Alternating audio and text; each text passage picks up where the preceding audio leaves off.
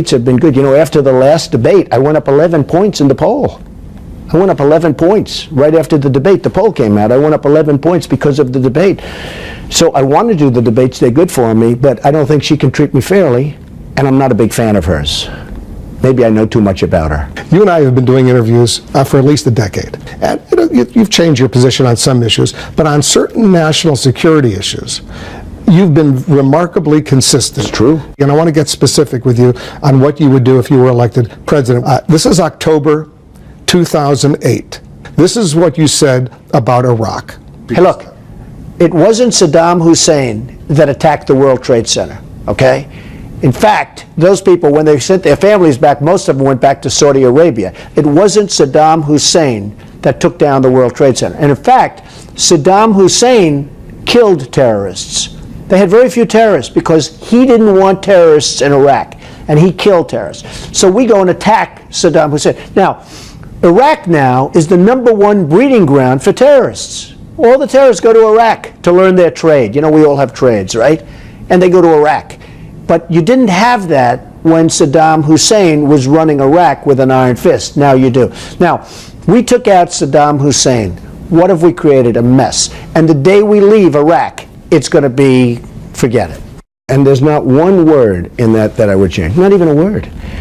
And I also said, if you went on, or I said to other people at the time, that Iran will take over Iraq. Sure, I mean, look, it's going to happen. Just like you're sitting there, Iran will take over Iraq. Well, Iran's influence in Iraq has grown inordinately. It's not influence. They're going to take it over. It's just a question of time. They'll just take it over. They've taken over. All right, so what would you do? We gave them $150 billion. If you were president on January 20th, 2017, you're sworn in as president, what would you do to A, stop ISIS, and B, prevent, let's say, Iran from taking over Iraq? Well, the one thing I would have done a long time ago is take the oil. And we still don't do it properly, but I would have taken the oil.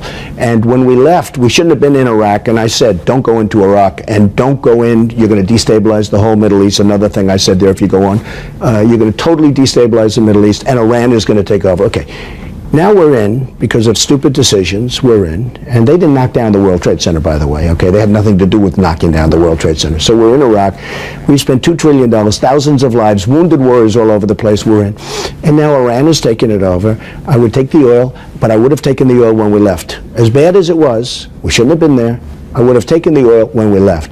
Because we just left a shell. These aren't politicians. These are corrupt officials running Iraq. These are totally corrupt people. And Iran, essentially, is right now controlling Iraq. If you look over history, they would fight, but they were equal. They would fight. Nobody would move. They would fight for years and years. It was because there was that. So how aggressive would you be? We decapitated their military, and now Iran goes in and how aggressive would you be in trying to destroy? I don't want to tell you. You know why? Because we want to be unpredictable. We need unpredictability in this country. You're asking a question like that. I know it's politically never good to say, I don't want to tell you, but I have a good chance of winning. I don't want the enemies and even our allies to know exactly what I'm thinking. We've got to be poker players. We've got to be chess players. We're you know what we are. We're checker players, and we don't play well. And part of the reason is we always tell everything. Like Obama goes, and he's got 50 people that he's sending over. Why does he have to make an announcement he's sending 50 people? He's sending 50 soldiers, our finest, over there to Iraq and to Syria. Why does he have to say that? Why does he have to announce it? Why couldn't he just let them go? Now they have a target. Excuse me, now they have a target on their back. Would you use ground forces to destroy ISIS? I will tell you, I will destroy ISIS. I will destroy ISIS. Do you know how bad it is for me to say that? Wouldn't it be nice if we could surprise him? General George Patton didn't say, he doesn't, and Wolf Blitzer, would you use ground force? Yes, I would use. No, I wouldn't use. You got to have some element of surprise. You have to have some unpredictable. We are so predictable. You have to be unpredictable a little bit. When Obama announced that he was leaving, okay, he gave us a definite day when he said we're leaving Iraq. We shouldn't have been there, but he should have never announced a date certain when we were leaving. We're totally predictable as a nation. Now, bottom line, I will do a number on ISIS like you wouldn't believe. But I don't want to sit here and tell you every single thing I want to do. You know, at some point, we're warriors, right? At some point, you have to surprise the enemy. I mean, I watch these guys like Lindsey Graham, who's just not a smart person. He says, we have to go here with this number of people, and we have to attack them from this level and this level. Wouldn't it be nice if we could surprise them and knock the hell out of them? Another interview we did on September 24th, 2007, right here, you said this about America's standing in the world at the time. Well, just look at this country. We've gone from this tremendous power that was respected all over the world to somewhat of a laughingstock, and all of a sudden people are talking about China and India and other places, even from an economic standpoint. America's come down a long way, a long way. The United States has come down a long way, and it's very, very sad. We're not respected. That was the beginning of China. Well, and that was the beginning of China. That was the beginning of India. When India, by the way, India is doing great. Nobody talks about it. And I have big jobs going up in India, but India is doing great. But that was the beginning of China. That was the beginning of India. Look at everything I told you. Everything I told you is all right. Whether it's Iraq, whether it's Iran, whether it's China, whether it's India, whether it's Japan. President George W. Bush, he was in office in 2007. Absolutely. You said, I'm no fan. I've never been a fan of Bush. Who's more responsible for the weakening of America internationally? Would it be President Bush or President Obama? Because you've been very critical of both. I think Bush did a bad job, and I think Obama carried it out. He continued to do a bad job. Who do you blame more? I would say that it's pretty equal. I would say that Obama's been very, very weak. It could have been stemmed at the beginning of his administration. What he didn't do is he didn't stop Obama.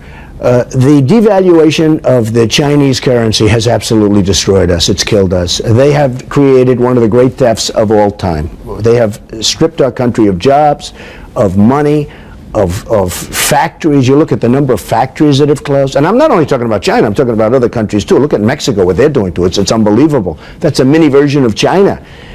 And Obama allowed them to get away with it now for almost 8 years. If you were elected president, would you move the U.S. Embassy from Tel Aviv to Jerusalem? I would, yes. How quickly would you do that? I'd do it fairly quickly. I have a lot of friends in that world. You know, I was the Israeli Day Parade, 2004. I was the Grand Marshal walking up Fifth Avenue.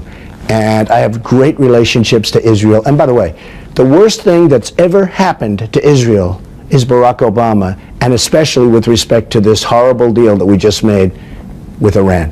This is the worst thing that's happened to Israel. I do not know, and I tell my Jewish friends, how do you support this guy? He's a disaster for Israel.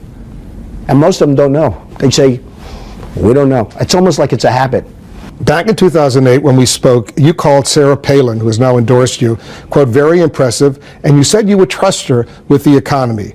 I would trust her, yes. To deal with this economic crisis, the enormity, it's something that we haven't seen, some say, since the Great Depression? Well, look at what other people have been doing, and they had a lot of experience, and they're the ones that got us into this mess. Maybe you need less experience. Well, that was when she was chosen as the vice presidential nominee by John McCain. And I backed John McCain 100%. He was, having an uphill battle because he was sort of like what happened. The last year of Bush was a disaster. And John McCain was having a hard time. And yes, I always liked Sarah Palin. I respected her. I loved her loyalty, even her loyalty to me. Look at the beautiful loyalty to me.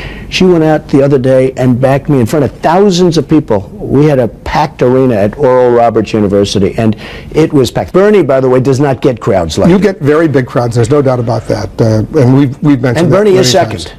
I will say. He gets big crowds but too. It's nowhere near. Would you consider Sarah Palin for your cabinet? I don't want to even talk about it now. She, the nice part, she didn't ask. She called me up. She said, I love what you've done. You've created a movement. You're going to win. I would love to endorse you. And I was a little bit surprised because I thought she might endorse, she's endorsed Cruz in the past. In fact, without her endorsement, he wouldn't have won for the Senate in Texas.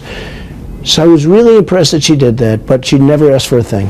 Did you see Tina Fey reprising I did. Sarah Palin's Saturday Night Live? I did. It was very cute. And Daryl Hammond plays you. What do you think of him? Well, I think Daryl's great. I mean, he does a pretty good job. He does pretty good. It's very funny. You got to admit. He's very good. One final question. A lot of buzz that you slept in a Holiday Inn Express. I did. The other day. How did that go? 2 nights, actually. They said 1 night. It was actually 2 nights. I thought it was terrific. It was clean. It was nice, and the bed was good. That's all I need. I don't need Mar-a-Lago. I want to win. I want to make our country great. I want to devote my energy, whatever this ability that I've had over the years, for making things really good and doing well. That's why when I put in my statements, my financial statement, I'm a private company, people couldn't believe how successful I am. More successful than they even thought. I built a great company, some of the greatest assets in the world. And I say that only in that that's the kind of thinking this country needs. We have people that are incompetent running our country. We can't have it anymore. We're not going to have a country left. We're going to do something great. We're going to make America great again.